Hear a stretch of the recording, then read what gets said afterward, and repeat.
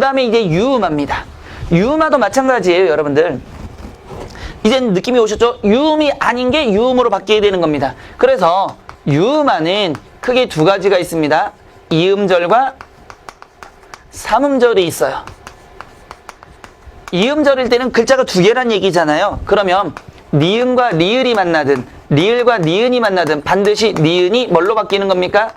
리을로 바뀌는 거예요. 그러면 여기서 봤을 때 니은이 뭘로 바뀐다? 리을로 바뀌니까 똑같이 치조음인데 비음이 유음으로 바뀌었잖아요. 대표적인 것만 해볼까요?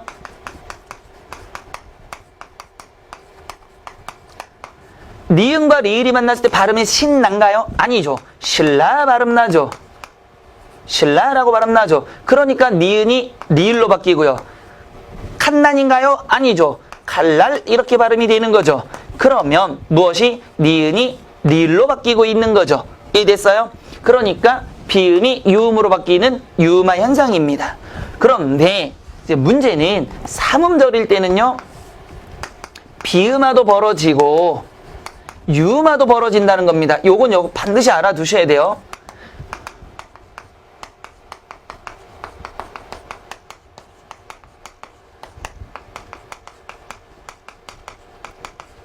신설러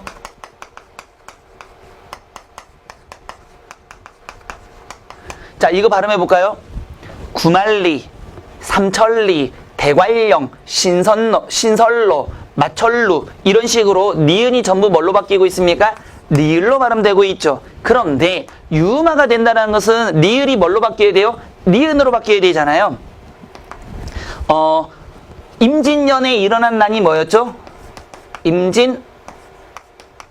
발음해보면 인질날이 아니죠. 임진난이죠. 임진난이 되는 거고요. 공권에 힘이 미치는 것. 역하면 공권력이 아니죠. 어떻게 됩니까? 공권력이에요. 공권력. 도로를 걸었을 때 횡단의 도로라는 뜻이 있죠. 횡단, 길로. 그러면 횡단로가 아니라 횡단로 이렇게 되는 거죠. 이해됐어요? 자, 이장님이 있는 당인리예요. 당일리인가요? 아니죠. 당인리가 되는 거죠. 맞아요? 그러면 여러분들 여름에 많이 가는 곳이 어디입니까? 해운대죠. 거기 옆에 뭐가 있어요? 얘는요, 광한리가 되는 거죠. 왜요? 자, 여기의 공통점은 임진년에 일어난 난, 공권의 힘, 횡단의 도로, 당인이라는 행정구역 이런 뜻인데 광한리는 그냥 동네 이름이에요. 행정구역이 아니라 그냥 동네 이름이에요. 그러니까 광한리. 됐죠? 그러니까 여기 유음화가 되는 경우는 이처럼 실질적인 의미가 몇 개 있을 때 두 개의 의미가 이렇게 만날 때는 뭐가 되는 경우가 있다. 그렇죠. 니은과 리을이 만난다 하더라도 뭐가 된다? 비음화가 일어나는 경우가 있다는 얘기입니다. 그럼 다시 말하면, 아이고 미쳤나봐요. 이거 거꾸로 적었네요. 얘가 유음화고요. 얘가 비음화가 되겠죠. 이렇게 비음화가 되는 경우도 있다라는 거 체크해 주시면 됩니다. 됐죠? 자, 그 다음에 음상의 발달이란 건 뭐냐면 요걸 좀 지울게요.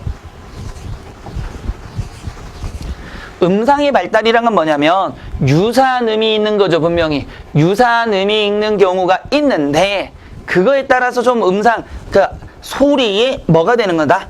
환상이 된다는 얘기예요. 보세요. 빙빙, 빙빙, 핑핑이죠. 빙빙 돌면 머리가 좀 어지러워. 빙빙 돌면 좀 많이 어지러워. 핑핑 돌면 이거 거의 죽을 것 같아. 그러니까 강조가 되는 거죠. 점점점 어감이 세짐에 따라서. 방글방글 웃으면 어떻게? 아우, 작고 예뻐. 근데 벙글벙글 웃으면 아유, 이놈의 새끼 이거 다 늙어가지고 이런 말이 나오잖아요. 그러니까 이거 음상 같은 말이지만 뭐가에 따라서 예삿소리, 된소리, 거센소리에 따라서 강도가 세지고요. 모음에 따라서도 뭐가 된다? 그게 표현이 또는 상의 그 모습이 달라진다는 얘기입니다. 그런데 요걸 잘 보셔야 되는 게 이 두 개의 공통점은 잘 보세요. 덜다와 털다가 뭐냐면 덜다와 털다 중에서 바뀌는 건 얘와 얘밖에 없는 거죠. 근데 이거는 서로 뭐가 있어야 된다? 유사성을 갖고 있어야 되지 아무거나 되지 않는다는 얘기예요. 보세요. 보세요. 뭔가를 더는 건 뭐가 되는가? 이만큼 있었던 거에서 뭔가 빠진다는 뜻이죠. 터는 것도 뭐가 되는 겁니까? 이만큼 쌓였던 게 털면 없어지는 거죠. 둘 다 공통점은 뭔가 부피가 줄어드는다는 점에서는 덜다와 털다예요. 자음돼요. 그 다음에 뛰다와 튀다. 뛰는 것도 나가는 거고 튀는 것도 여기서 나가는 거죠.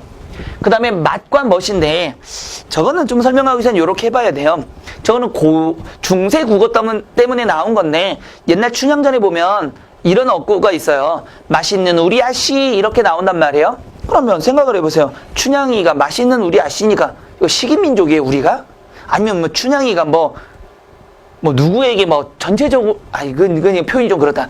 하여튼 그렇죠. 식인민족은 아닌 거죠. 그런데 예전에는요 의미의 분할을 많이 시키지 않았어요. 왜 그러냐면 우리가 그 원시시대 가봅시다. 단어가 많이 필요했을까요? No. 뭐 먹자 자자 도망 이런 것만 있어도 충분했단 말이에요. 근데 시대가 막 흐르면서 복잡해지니까 의미가 분화가 돼야 돼요. 그때 이런 식으로 자음과 모음을 분화시키면서 새로운 것들을 만들어 버렸다는 얘기예요. 그래서 그때 맛있는 우리 아씨는 멋있는 우리 아씨란 뜻이에요. 그래서 맛이 멋으로 여기는요 낡다가 늙다가 되는 겁니다. 보세요. 낡은 건 뭐가 됩니까? 원래 만들어진 새 거에서 오랜 시간이 지나면 낡아가는 거죠. 사람도 오랜 시간이 지나면 늙는 거죠. 의미가 유사한 거죠. 분명히. 그래서 뭐만? 모음만 다른 거죠. 남다 넘다도 마찬가지. 이런 것들은 전부 뭐에 따라서 서로 의미가 유사한데 모음을 통해서 새로운 의미를 변화시키는 거. 그게 음상의 발달이라는 겁니다. 이해되셨죠? 됐어요? 안 됐어요? 됐습니다. 자, 네 번째 국어의 어휘상 특질이 있는데 이 어휘상 특질은 요거까지 좀 넘어가면 시간이 좀 많이 걸릴 것 같으니까요. 어휘상의 특질은 잠깐 쉬었다가 하는데 그러면 여러분들이 이게 끝났으면 이런 생각을 해봐야 돼요. 내가 오늘 배운 게 뭐가 있나? 여러분들은 하얀 종이를 하고요. 처음에 파여름의 삼중책에 어떤 건지 적어 보셔야 되고 두음법칙에는 뭐가 있다? 오늘 수업한 거 3가지. 뭐가 있다? 차성복자음이 올 수가 없다. 그 다음에 국외음화된 니은, 즉 니은 앞에, 니은 바로 뒤에 뭐가 오거나 이가 오거나 또는 냐, 녀, 뇨, 뉴 같은 이런 이 선행모음이 오면 니은을 쓸 수가 없다라는 거와 리을을 쓸 수 없다라는 3가지가 있고요. 음절 끝소리는 뭐가 있다? 표기는 여러 개를 할 수 있지만 받침에는 그녀 다리만 봐요 7개밖에 쓸 수 없다라는 거.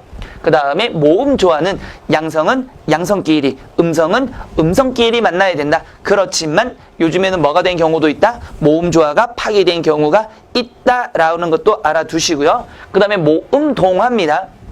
모음 동화는 이 모음 선행 동화는 표준 발음으로 인정이 됐지만 이 모음 역행 동화는 표준 발음이 아니다라는 거 아시겠죠? 자, 동화에는 비음화와 유음화가 있다. 비음화의 조건은요. 바다가 뭐니 바다가라 모여라 이 3가지 조건이 있고요. 유음화에서 조심하셔야 될 건 이 음절에서는 반드시 뭐가 되고요. 유음화가 벌어져서 니은과 리을이 만났을 땐 반드시 니은이 뭘로 바뀐다? 리을로 바뀌지만 뭐인 경우에는 3음절인 경우에는 유음화도 있고 비음화도 있다라는 거 체크해 두셨어야 되고요. 마지막으로 음상의 발달은 전제 조건이 뭐가 있더라?